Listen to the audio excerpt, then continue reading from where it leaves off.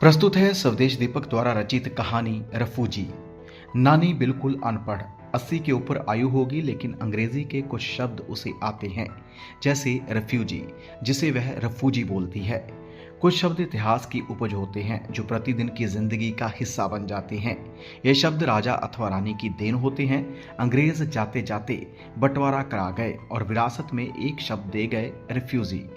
जैसा कुछ वर्ष पहले हमारी महारानी मरी और विरासत में एक शब्द दे गई, उग्रवादी। सारा कस्बा उसे नानी कहकर बुलाता है। शायद परिवार के सदस्यों के अलावा किसी को भी असली नाम मालूम या याद नहीं।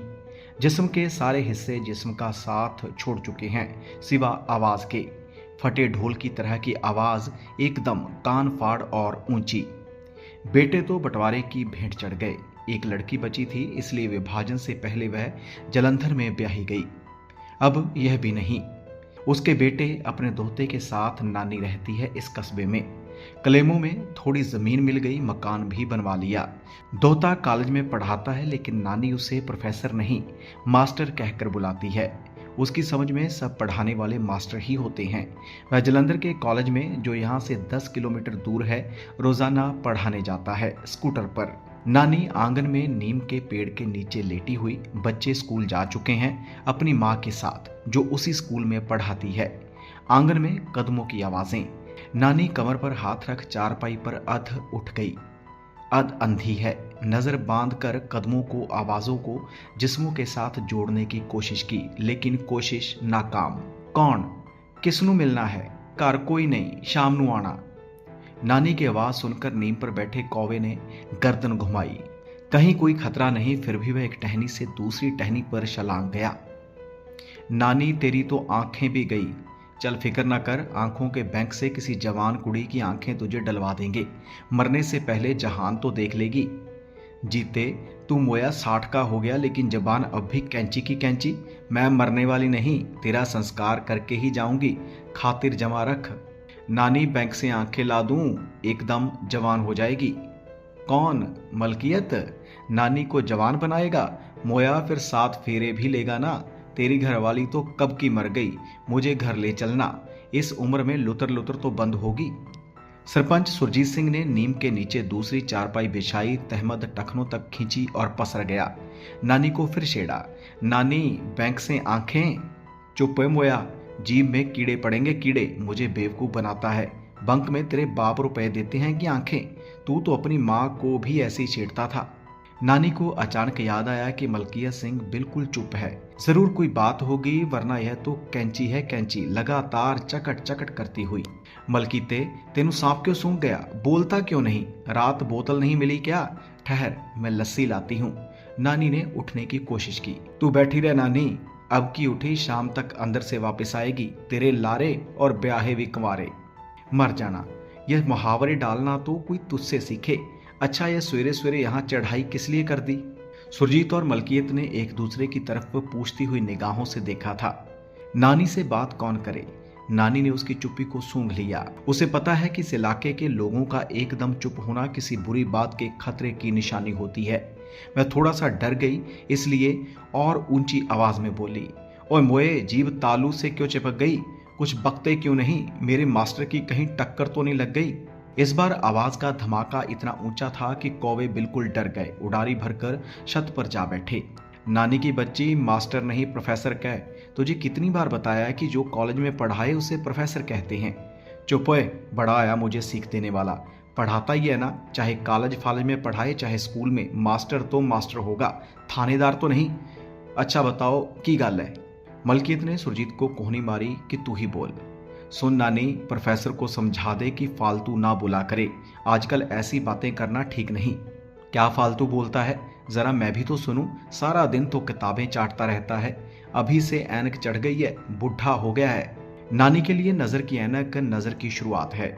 नानी उग्रवादियों के खिलाफ सरेआम बोलता है, अपनी क्लासों में भी। गांव के लड़के जो कॉलेज में पढ़ते हैं, उन्होंने हमें बताया है। खिलाफ बोलता है तो क्या बुरा करता है? अब सच बोलने पर कर्फ्यू लग गया है क्या? नानी, लगता है तेरा दिमाग भी चल गया। सुरजीत सिंह की आवाज सख्त हो गई। तुझे पता नहीं कि अब मुल्क में सच बोलने की मनाही है? बस 2 टाइम की रोटी खाओ और जो दिन खैर खैरियत से गुजर जाएं, सच्चे पातशाह की कृपा समझो। लोगों के सिर पर खून सवार है, लेकिन तेरा पढ़ा लिखा प्रोफेसर तो झल्ला हो गया है, बोलने से बाज नहीं आता। क्या सरकार ने उसे सच का नंबरदार बना दिया है?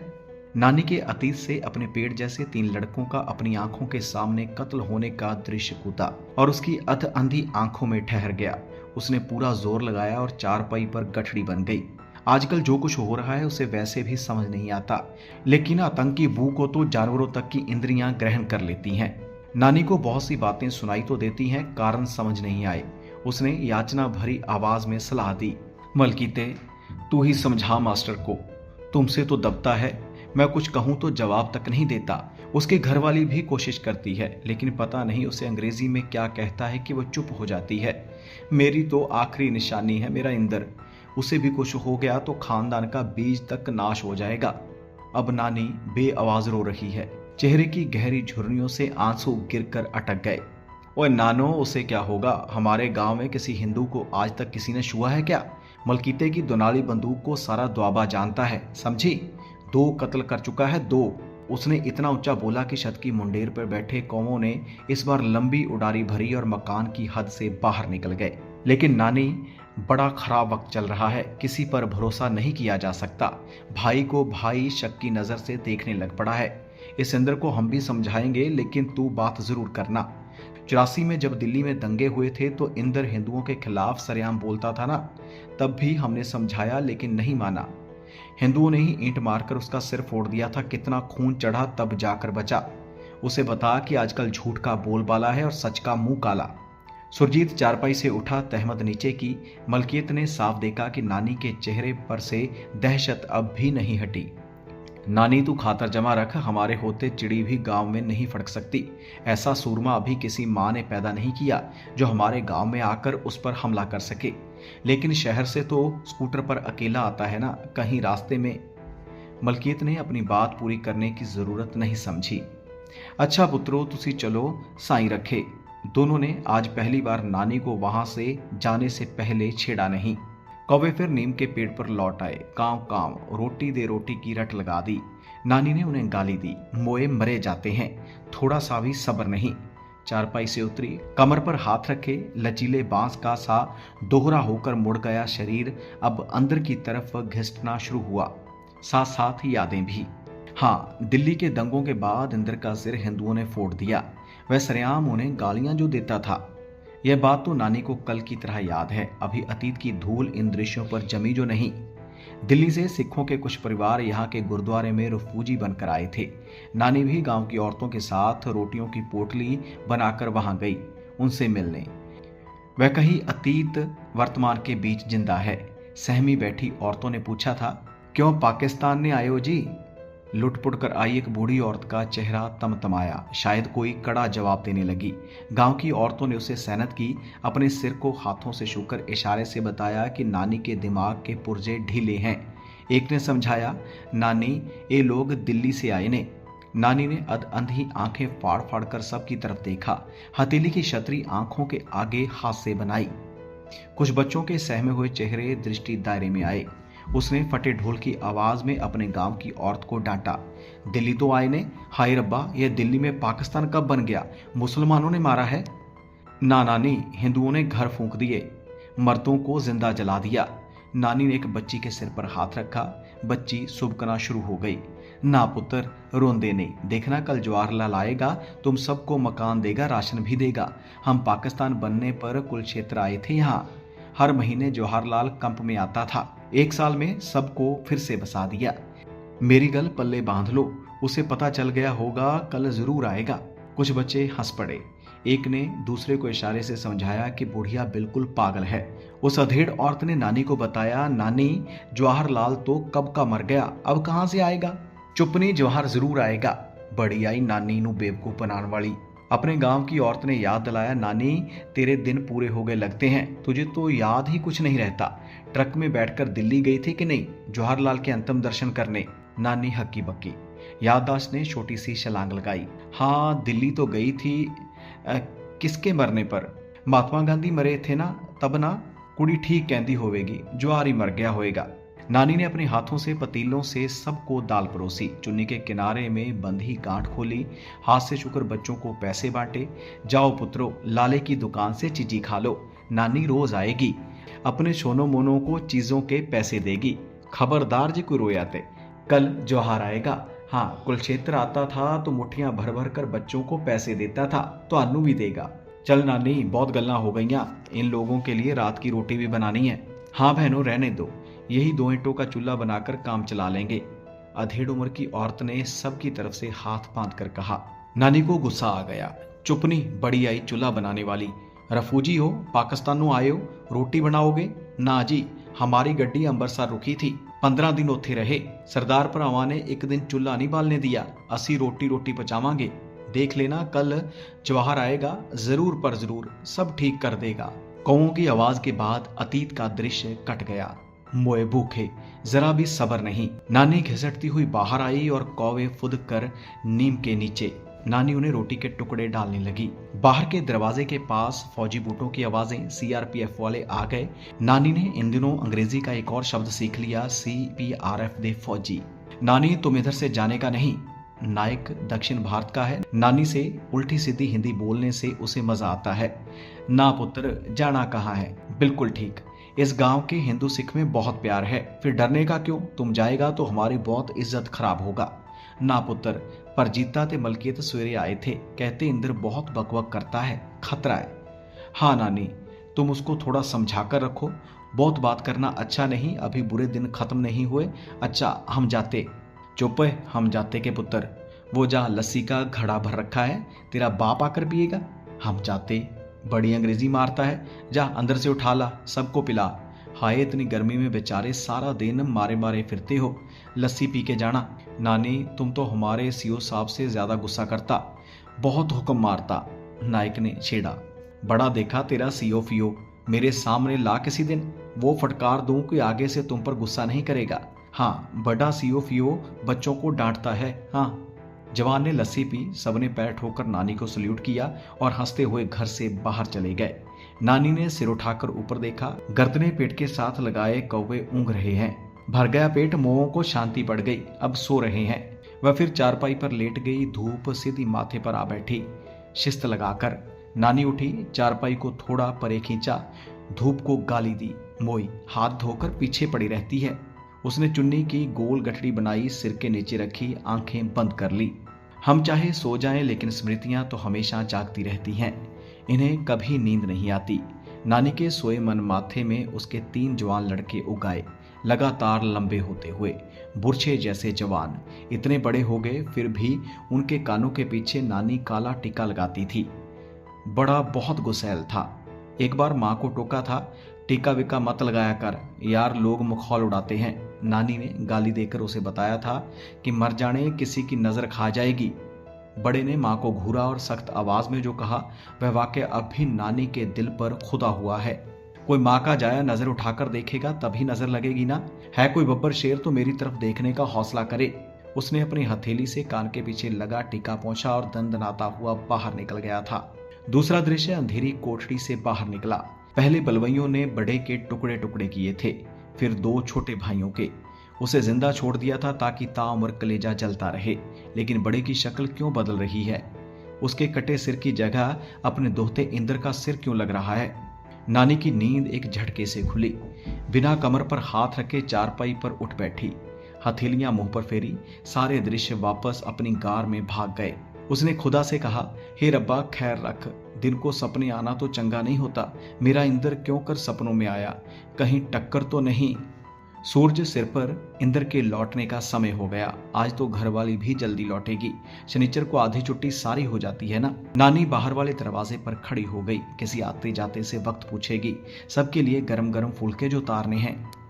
गली वीरान भी और चुप भी। नानी ने गाली दी, सब मर गए क्या? बैलों के गले की घंटियों की आवाज। वह कौन है? नानी, में बख्तावर, जा अंदर बैठ, अभी सबके आने में देर है।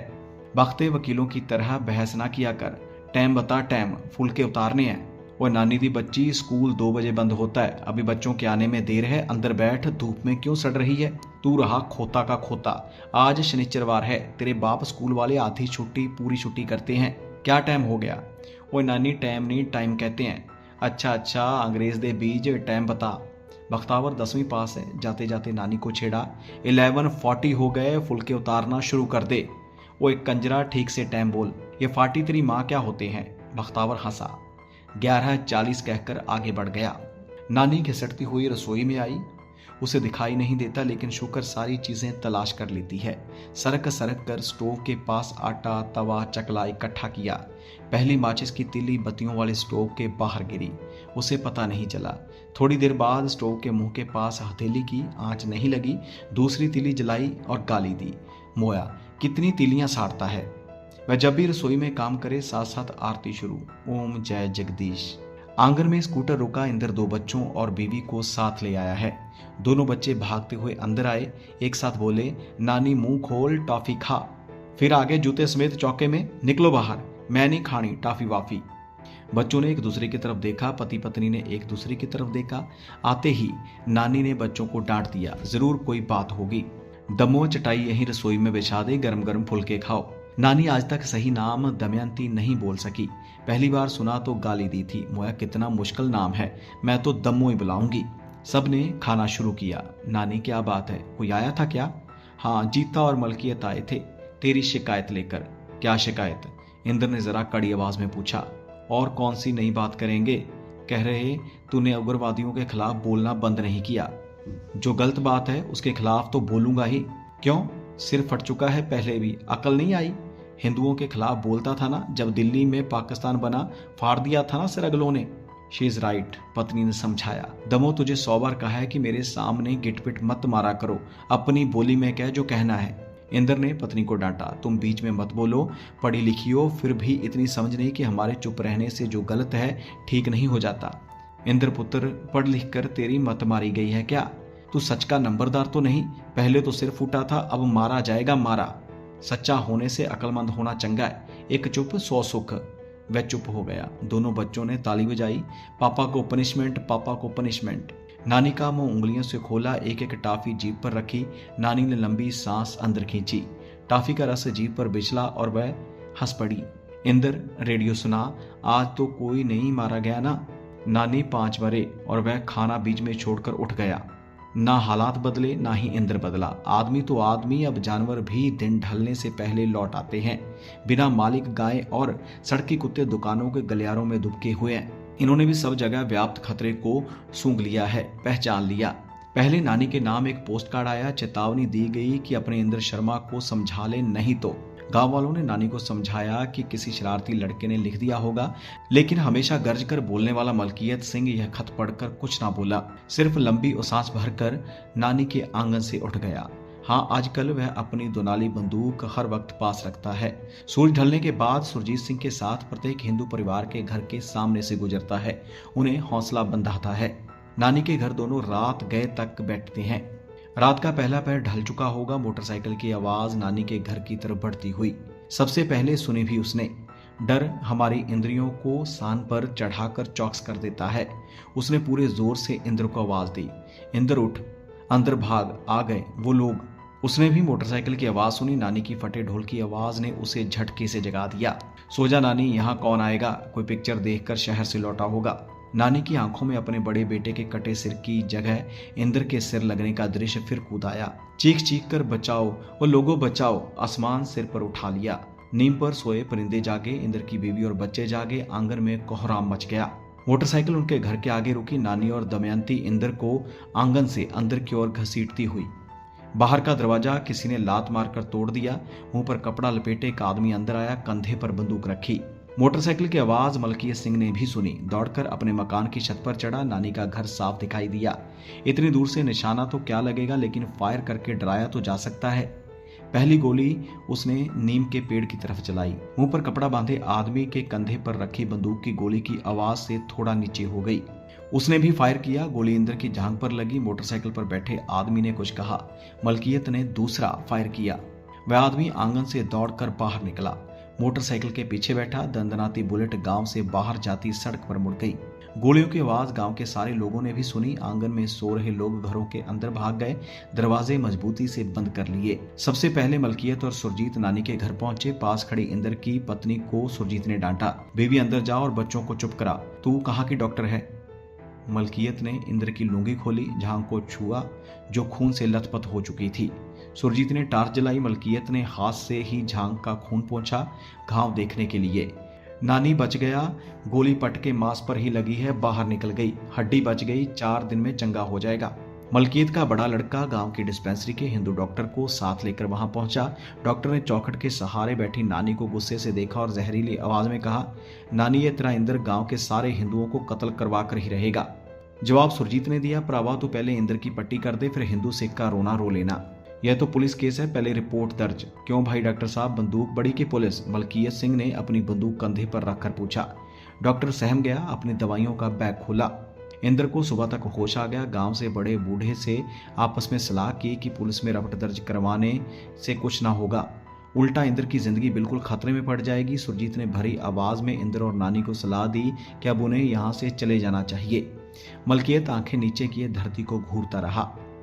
वह कह या कर भी क्या सकता है? इंदर पर रास्ते में ही हमला हो सकता है, तब कौन बचाएगा?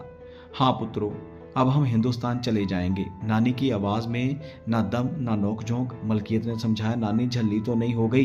कौन से हिंदुस्तान जाएगी? ना, हम हिंदुस्तान चले जाएंगे। इंदर को करनाल के एक कॉलेज में नौकरी मिल गई। दिवाली से एक दिन पहले वहीं जाना तय हो गया। नानी ने गांव की औरतों को बताया, हम हिंदुस्तान जा रहे हैं, कुरुक्षेत्र कैंप लगा है। नानी, इंदर को करनाल नौकरी मिली है, हम कुरुक्षेत्र नहीं जा रहे, इंदर की पत्नी ने समझाया। लेकिन नानी तो पिछले महीने भर से अतीत में जी रही है। विभाजन के दिनों ने गुफा से निकलकर उसके दिमाग के छोटे से जागृत हिस्से पर कब्जा कर लिया है। अतीत हमेशा अपने को दोहराता है, इसलिए हमेशा वर्तमान से जुड़ा हुआ। देखो दमो, मुझे झूठे दिलासे मत दे। हाँ, हम कुरुक्षेत्र कैंप में जा रहे हैं, मुझे सब पता है। ट्रक का प्रबंध सुरजीत ने कर दिया। सुबह मुंह अंधेरे सामान लाद गया। नानी को उठाकर ट्रक में मलकियत ने लिटाया और हौसला दिया, नानी मैं तुझे वापस ले आऊंगा, यहाँ के मकान की फिक्र ना करना, रब सब कुछ जल्दी ही ठीक कर देगा। ना पुत्र मलकीते, अब तो हम कुरुक्षेत्र कैंप में ही रहेंगे। नानी ने आंखें बंद कर ली। सुरजीत और मलकियत अपनी जीप में इनके साथ जाएंगे, पंजाब की सीमा तक पहुंचाने। आगे आगे ट्रक, पीछे पीछे जीप। हवा में ठंडका आ गया। नानी ने मोटा खेस मुंह पर लपेटा और सो गई। छोटे बच्चे और दमों की भी आंख लग गई। इंदर आगे ड्राइवर के पास बैठा है। लगभग 3 घंटे में ट्रक हरियाणा की सीमा में पहुंच गया। धूप में थोड़ी गर्मी। पुलिस चौकी वालों ने चेकिंग के लिए रोका। इंदर ने उन्हें करनाल में नौकरी मिलने की बात बताई। सच पुलिस वालों को भी पता है। उन्होंने चुपचाप उदास चेहरों से ट्रक अंदर देखा और आगे जाने की आज्ञा दी। मलकियत ट्रक में चढ़ा, नानी के पैर छुए, ऊंची और छेड़ती आवाज में कहा, नानी उठ, तेरा हिंदुस्तान आ गया। लेकिन नानी ने कोई जवाब नहीं दिया। सुरजीत ने नानी के मुंह से खेस हटाया, कान के पास जोर से बोला, नानी उठ, अपना हिंदुस्तान देख ले। लेकिन नानी ना हिली ना डुली, बस पथराई आंखें खुली की खुली। मलकियत ने हथेली से उसकी मरी हुई आंखें बंद की। नानी हिंदुस्तान की सीमा के पार जा चुकी थी। यह थी स्वदेश दीपक द्वारा रचित कहानी रफूजी। उम्मीद है आपको ये कहानी पसंद आई होगी और कहानियां सुनने के लिए बने रहें वाइब्रेंट ट्रेंड्स के साथ।